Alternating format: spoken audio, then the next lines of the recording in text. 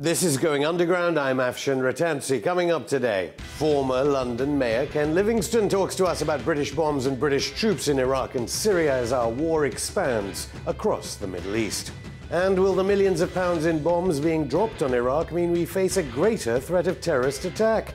If so, why are we making cuts to our fire brigade? Plus, who is really getting all of your hard-earned cash when you retire? All this and more on today's Going Underground.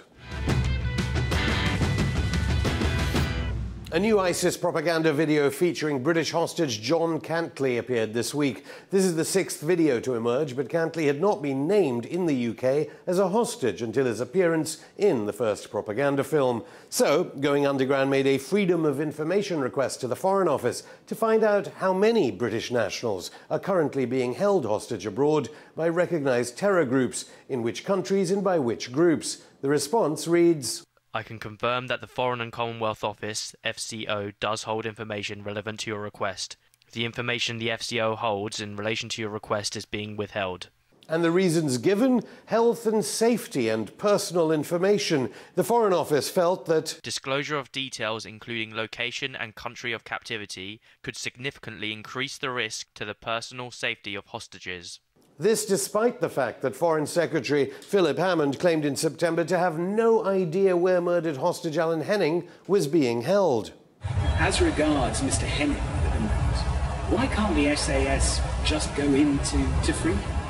Because we don't know where he is. The Foreign Office response to Going Underground goes on to state an exemption under which it has no obligation to confirm or deny information if it would A. Prejudice relations between the United Kingdom and any other state, or C. Prejudice the interests of the United Kingdom abroad. Going Underground can only hope that the application of this exemption is not because the UK is more concerned with maintaining good relations with energy-rich, terrorist-enabling nations than the safe rescue of its own citizens.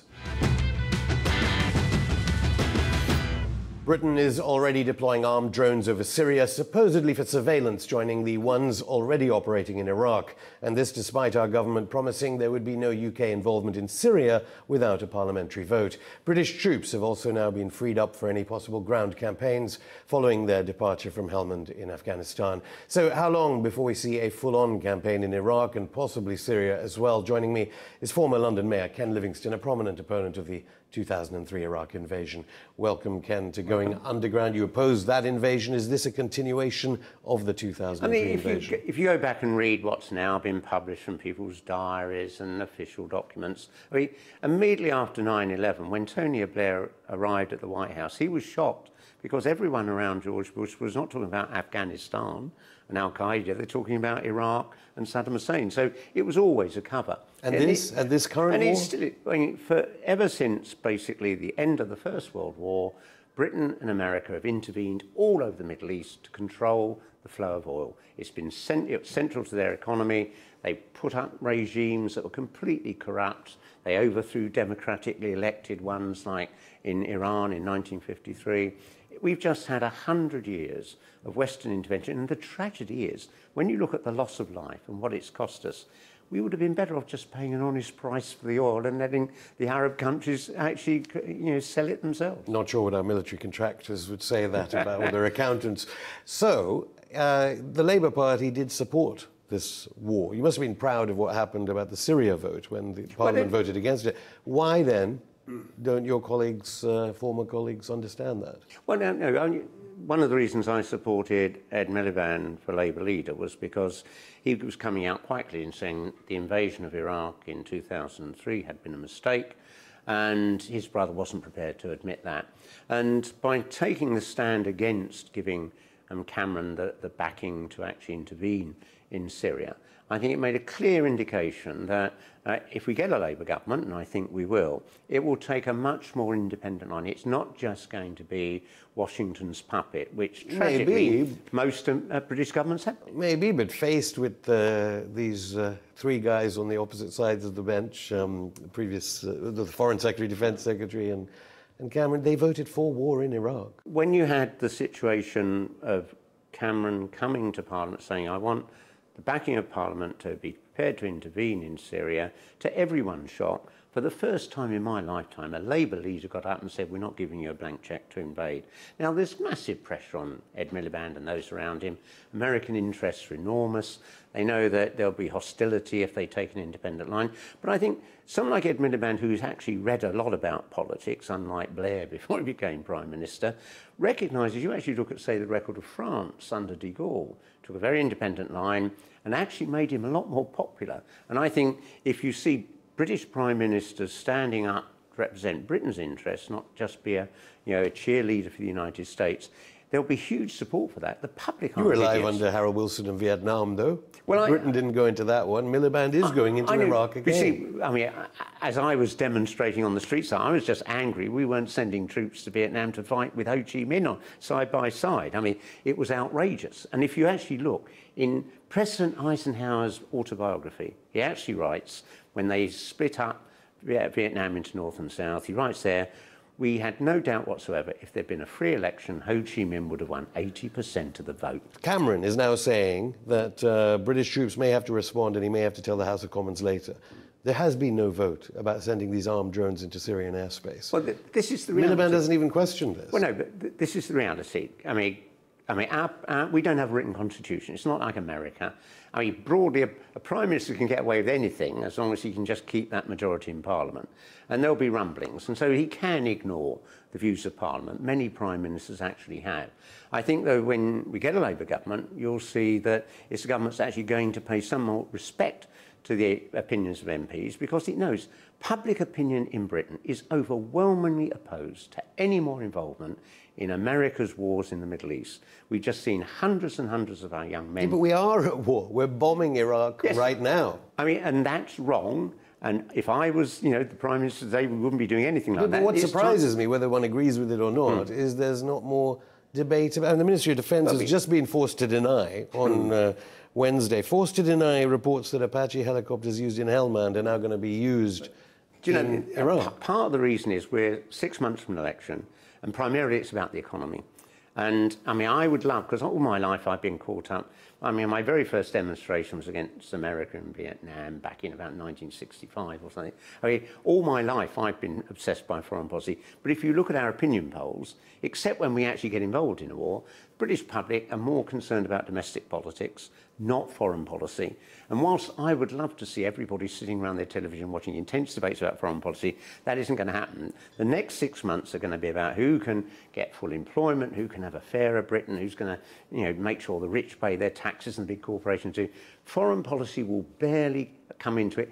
It almost never has in any election in my lifetime. So you personally were the most elected, most popular person in Europe when the mayoralty first came to the capital, as it were. You know a lot about public sentiment. When people are wearing the red poppy, they don't understand that their taxes are going to another war right now, let alone the First World War. Our media goes along with government foreign policy objectives. And I mean, if I think about it, I mean, throughout my lifetime, I've been involved in all these lefty campaigns about foreign wars, and it engages a small layer of the public.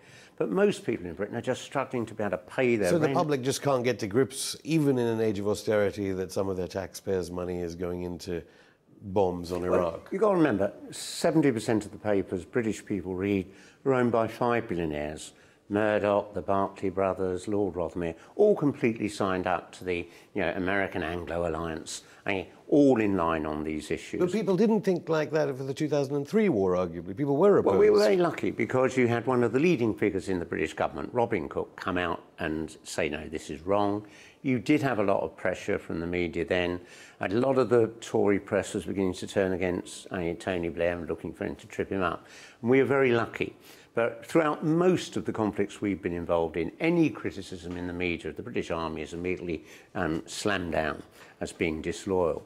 And I just think that's nonsense, because usually what our troops have been doing has not been fighting for Britain's interests, but broadly doing what America wants. We've had thousands and thousands of our young men killed fighting for America's economic interests, and this is nonsense. Well, David Cameron took time out to meet the Emir of Qatar this week. What do you think he should have been saying to him, given the sway of Arab nations on this government's policy? See, this is the tragedy of the last, 30, 40 years. When we had this growth of extremism in the Muslim world, it was actually broadly funded by the Saudi Arabians and the Americans so that Russia would be dragged into war in Afghanistan. I mean, if you actually look at the records, the CIA went to see Jimmy Carter in his office in the White House in the summer of '79. They said, if you fund these fundamentalist Muslims, Russia will have to intervene. It will become their Vietnam. And they fell into that trap. But it never seemed to occur to Jimmy Carter that those fanatics might then turn on America. And the Saudi royal family and many of the Gulf states have been funding groups like ISIS and the Islamic State, and now beginning to worry, well, if they do get control, aren't they going to behead us because we're profligate and we debauched the whole concept of Islam. Yeah, but you were saying that after the 2003 invasion, and yet there was a huge debate in this country whether we should fund the kind of groups that were allied to Al-Qaeda, whatever that is, in Syria. So but this is why is that voice not being heard? Because even elite media and elites such as the ones that own our newspapers should want this information to come If I think back, you used to have people like Tony Benn and myself will get up in Parliament and make these statements. They would largely not be reported by much of the media. But Parliament's got less people with that sort of background and detailed knowledge anymore about just the very dodgy things we've been involved in, the very dodgy groups Britain and America funded. Let's remember, when Saddam Hussein came to power, the CIA and our intelligence service, MI6, gave him lists of communists and trade unionists that he should kill so that there'd be no threat to Western economic interests. I mean, most of these ghastly regimes at some time or other have been puppets of Western interests. Yeah, but there's nothing that David Cameron, Michael Fallon and Phil Hammond are getting out of this. I mean, what? Oh, no, they'll get a lot. When they retire, there'll be stuff on the boards of American corporations. They'll get very nice and substantial incomes. Tony Blair's worth now, we don't know who to believe, 20 million, 50 million, 60 million. I mean, most of it coming from American corporations because in those vital 10 years... You really think, I mean, what you just said there is servicemen and women are being sent at the risk of their own lives so that they can get... They get their in reward. The future, non-executive directorships. They get their reward for serving America's interests. And everyone coming up through the political system knows this. If you pose a threat to America's interests, you might be destabilised, there might be a smear campaign, or you might even have a nasty accident. I mean, an awful lot of people who challenged America's interests seem to die. And why, then, is the front bench of the Labour Party right now not calling for an international peace conference? You cannot allow this Islamic State to exist and spread. So should we ally with Hezbollah in Iran and Russia? Yeah, you need to have an alliance which is not seen as just another stooge of the West. That means, I mean, Russia must be a key player in it, Iran should be key players in it. And the real problem, of course, for America is that they've been having this virulent campaign about Ukraine and what's been happening in eastern Ukraine. And it's very difficult then to turn around and say to Putin, well, we need your help to deal with a real evil, something that really is a threat to the world. But if Labour is the next government, as you think it might be, will there be any change then? I mean, for the first time since the death of John Smith over 20 years ago, we got a Labour leader with the confidence to say no if he thinks things are genuinely wrong. And that's why he stood up and wouldn't support Cameron having the powers to send or to get involved militarily in Syria. And what we've got to do, people, progressives like myself outside, is make sure there's that support. Come on programmes like this so people can see and know what the truth is, rather than what Murdoch tells them in The Sun. Ken Livingstone, thank you. Thank you. Coming up after the break, find out why the Fire Brigades Union is turning up the heat on the Tories. Plus... Let me, through my honourable friend, thank everyone who works at Porton Down for the vital work they do on these sorts of diseases. Why is the Prime Minister talking about the UK weapons lab that exposed doubts about chemical attacks in Syria? All this and more in part 2 of Going Underground.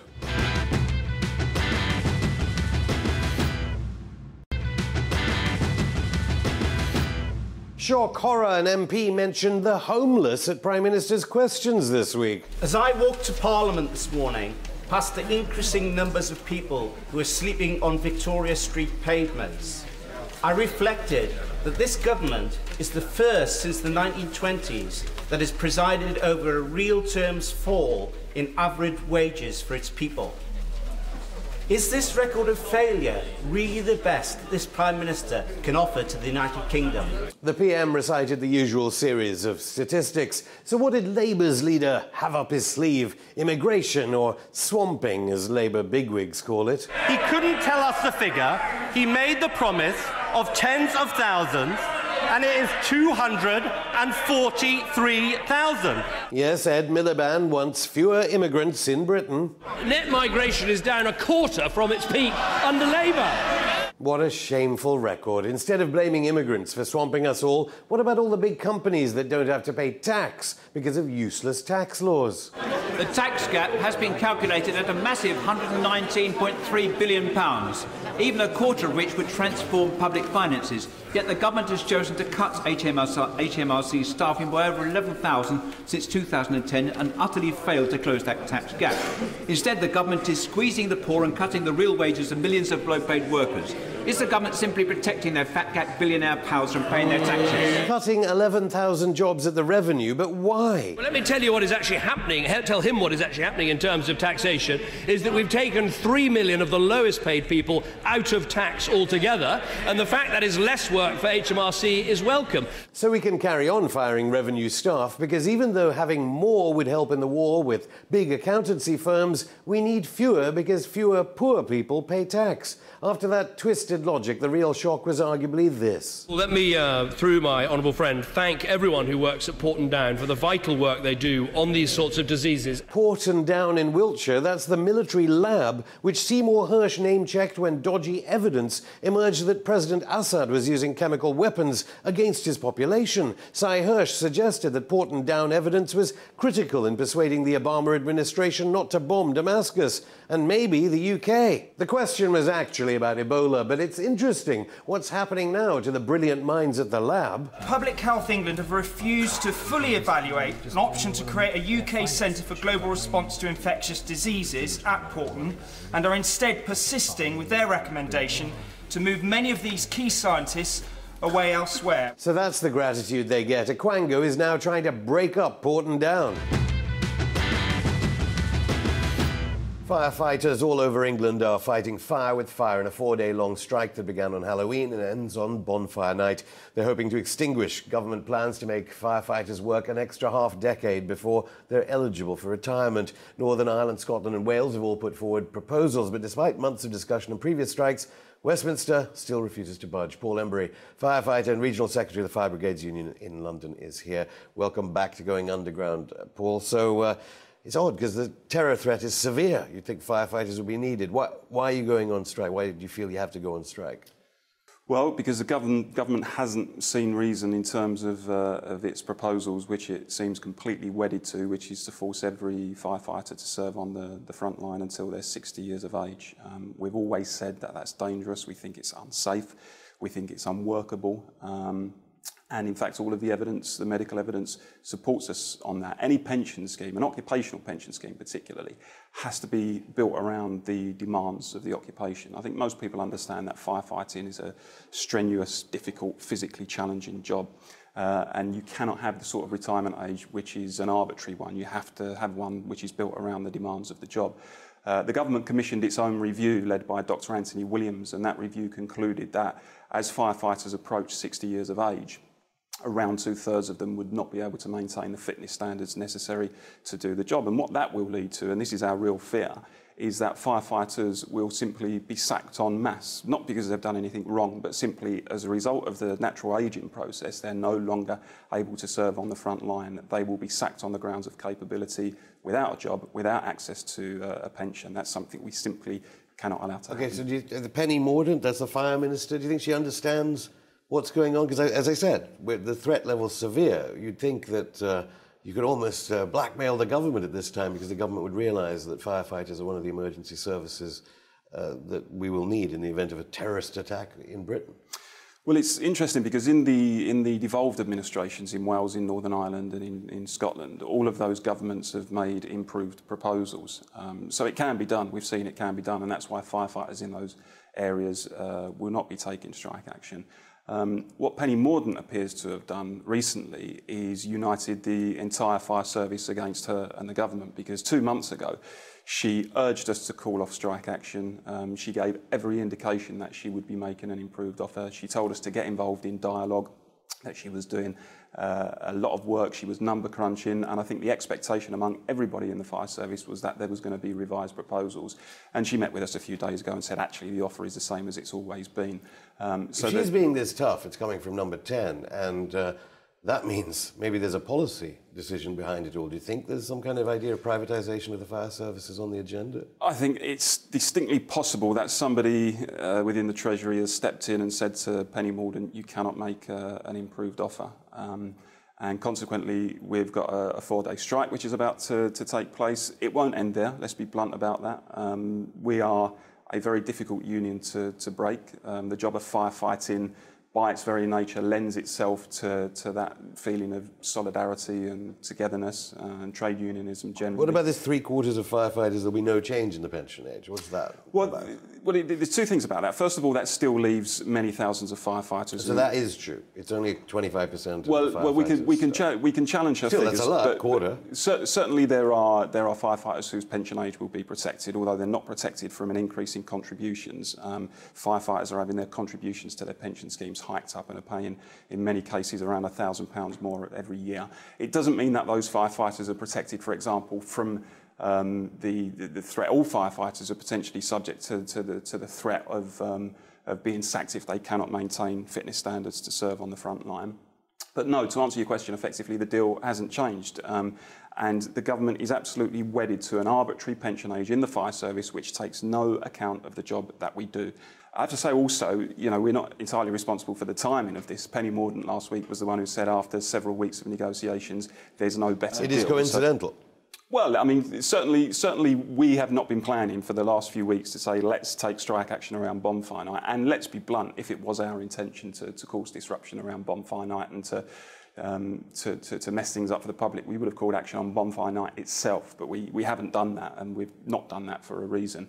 And you have to factor into that the fact that the government has said all along we had robust contingency arrangements in place, so effectively don't worry about it. Yeah, let alone the severe terror threat.